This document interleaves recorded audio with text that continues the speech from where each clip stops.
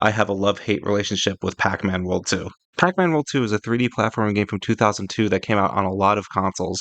I mostly played the GameCube version. It has a lot of linear nature of 3D platformers like Crash Bandicoot, but it also has a lot of the typical Pac Man stuff thrown in there, like mazes, fruits, ghosts, and Pac Dots.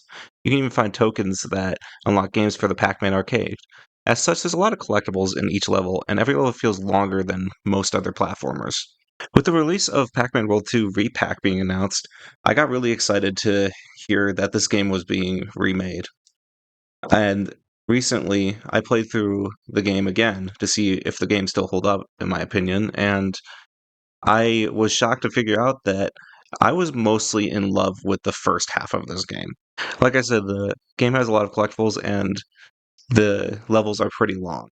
Now, this isn't a bad thing if those levels are fun to play.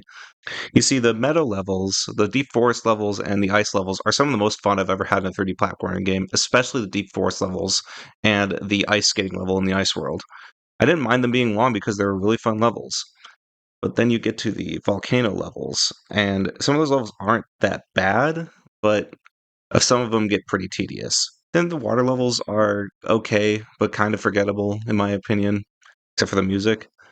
And the submarine levels are where the game really starts to get really tedious. They're long, extremely boring, and they're just not fun. Then you get to the spooky world, where you have a really fun roller skating level, to be honest, and then you have a somewhat tedious level after that. Then you get Ghost Bayou, which is long, easy to get lost in, and once again, extremely tedious level.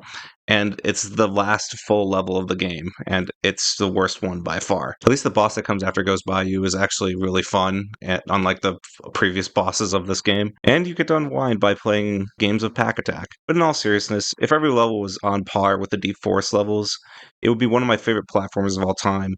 And if it were every level in the game was on par with Ghost Bayou or some of the volcano levels, it would be one of the worst platformers I've ever played. And this is why